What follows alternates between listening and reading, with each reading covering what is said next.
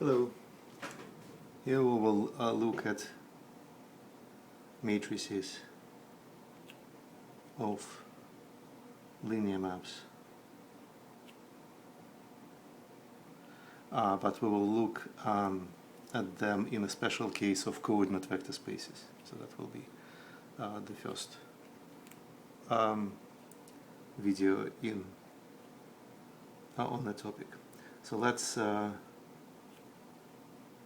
choose a linear map between two coordinate vector spaces, say from coordinate vectors of length n into coordinate vectors of length m. And any vector in the target, so we used this property of linearity before in the following way. So any vector in the target we can write in as a column vector, we can expand as a linear combination of coordinate basic vectors. So here we have the first coefficient, the first coordinate, and all the way to the last. And if we want to compute a linear map on such a vector using linearity here, well, we apply phi to the whole thing, but then by linearity we can separately apply phi to all the summands, and in each of the summands we can take the scalar out, and that will be the result. So the values on the coordinate vectors, on the basic coordinate basic vectors, determine the map completely. And my values are all coordinate vectors of length m, so I'll just write the answer, or better for the eith, I will just write it as a column vector again with coordinates 1i, and the length is mi. So these are just some notations for the coordinates, for the numbers inside the value for each I, and they are vectors of length m. So now if I plug it in my equation, what I will have is, with coefficient x1, I will have a11 all the way up to am1, and that is rewriting the first value and all the way till the last, and the last will be a1n, amn.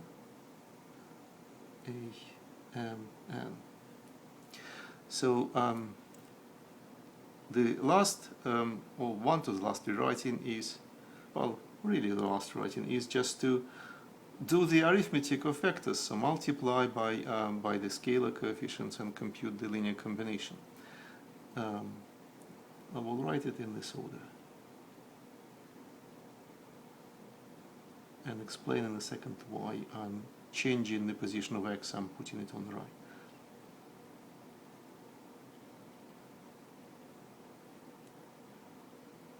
So this is just arithmetic, but now what I can say is, I'm looking at my x vector as the variable, generalized sort of vector variable of my map phi, and I want to have an expression where x figures as an input. So that's why I'm putting now a's, which are fixed numbers. They don't depend on the coefficients. They just depend on phi. They determine phi. That's what this linearity computation was showing. But they determine phi in this very way. So that's how we compute the value of phi on any other vector. And people agreed to call it the product of the collection of all these numbers arranged in this square array and the vector of variables. I'm running out of space. So that is the definition of the product of what is called a matrix and the column vector. And the condition that the number of columns in the matrix is the same as the length of the vector is becoming straightforward. So the short notation, if we think of x as a vector, is A multiplied with x.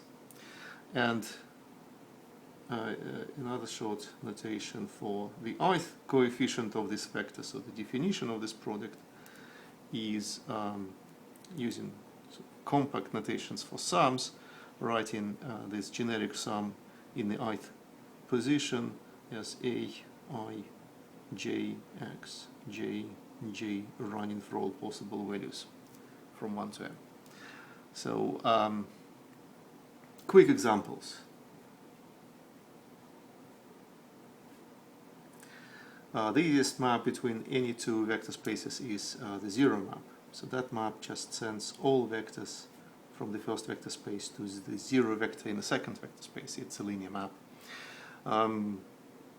Compute, if you must, the matrix of that transformation of that linear map and see that it is zero.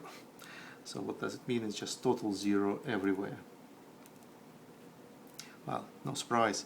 All the values are zero. The values on basic coordinate vectors are zero, and this is what determines those A's. They're all zero. So the second example, we take an operator, and the operator is the identity, and the formula is just x, doing nothing. So the matrix A,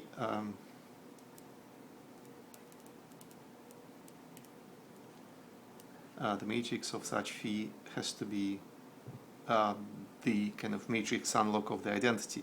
And again, please compute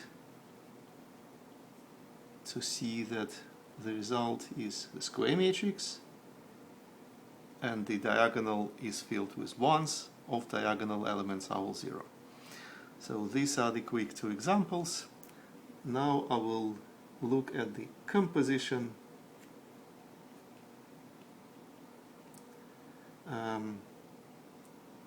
versus matrix multiplication.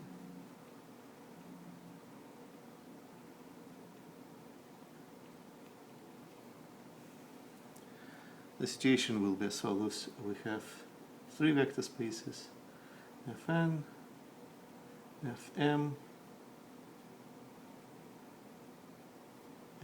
Fl. So we have a linear map called phi here and a linear map called psi here, and then we can define the composite map, the composition, and here is the quick take-home exercise. See that the composition is linear if both phi and psi are linear. And them being linear, we can encode them by matrices. So phi is given by matrix A, which is of size L by M, and psi is given by matrix B, which is of size M by N. So this is all in the convention here. We label, we put the label I, which is a label of ith coordinate vector. We put it as a second label, and the first indicates the position in the answer in the vector. So we have these two matrices encoding phi and psi. Their composition again is a linear map. After that exercise, you will be showing that. And it should be given by its own answer, which we call the product. So that what the answer for the composition evaluated on the vector x should be. So that is the definition. We just say that the product of two matrices here is the matrix which encodes the composition of their maps. And the composition is really doing them one after the other, and that we can write as the iteration of matrix multiplications, and that is something which we can compute, and this computation will tell us what the product should be. So let's write it in more detail. A is a matrix of size L by M.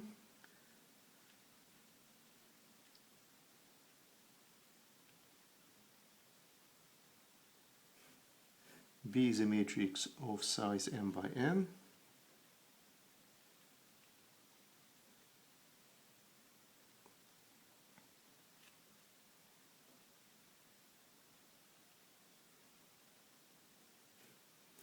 X is a column of length n. So there is a certain bracketing which tells us that we should do this matrix, this multiplication first. We should multiply this matrix with the column. And that's what we will do.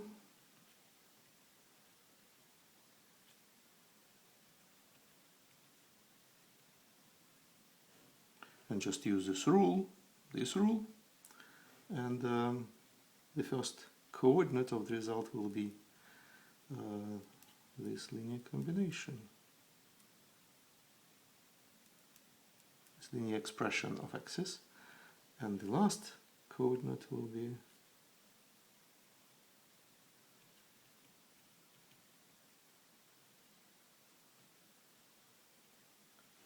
be this. Okay, now we have to multiply this column vector, again these are all just numbers, with this matrix.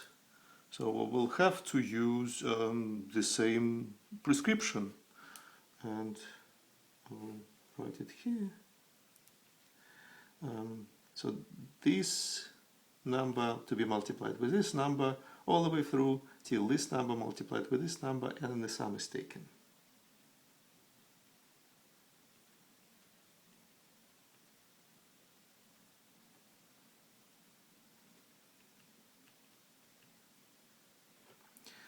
That is supposed to be I'm sorry.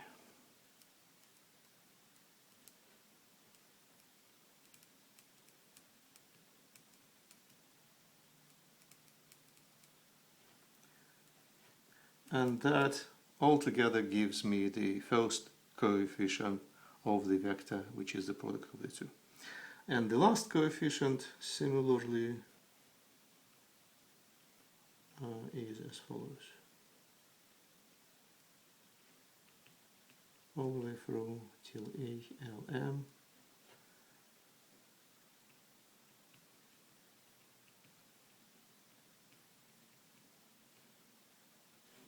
So that is the resulting column vector. And I need to write it as a function of x. So I need to rewrite the sums, extract x, write a common coefficient for each of the x's I have. And yeah, see what happens.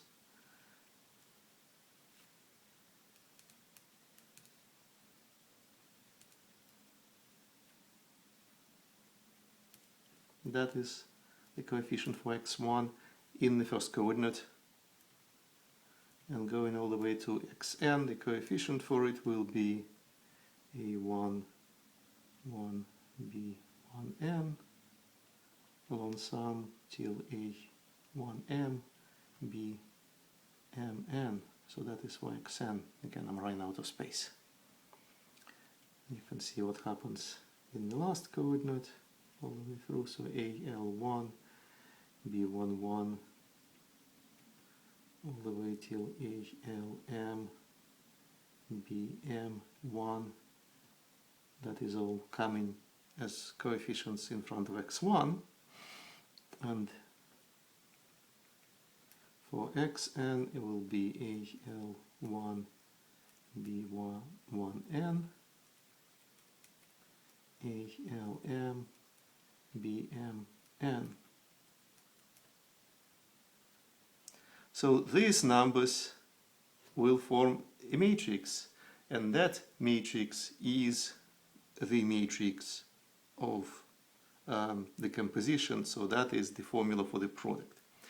Yeah, you could see the answer. So the typical element, if I call this matrix C, or capital C, the typical element C, say I and K will be given as A, I1, B1, K, sum all the way till A, I, M, B, M, K.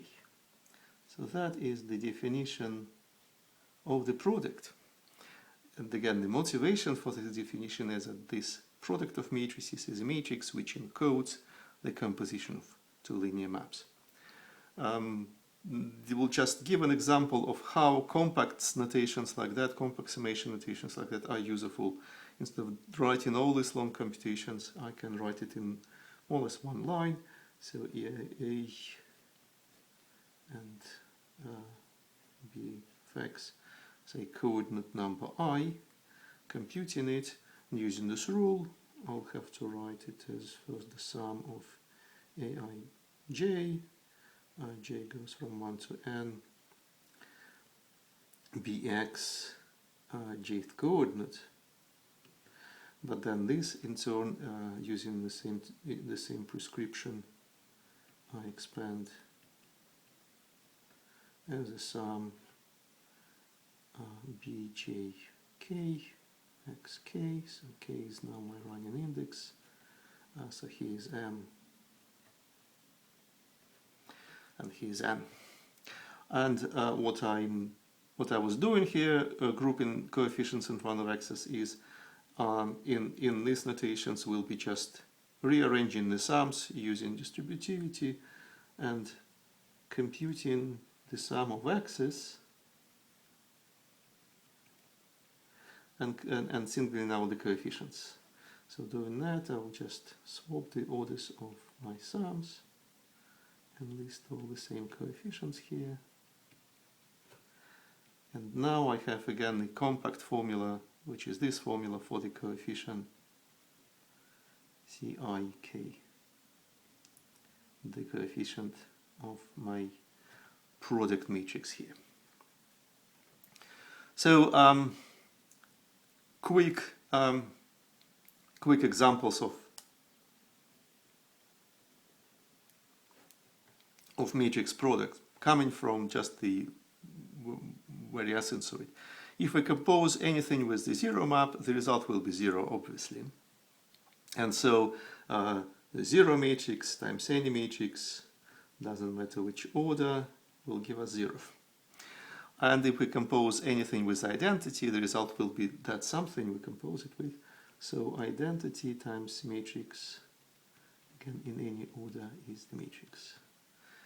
You could check it just using the definition, but that's what the origin of the definition says. So that's it. Voice to come.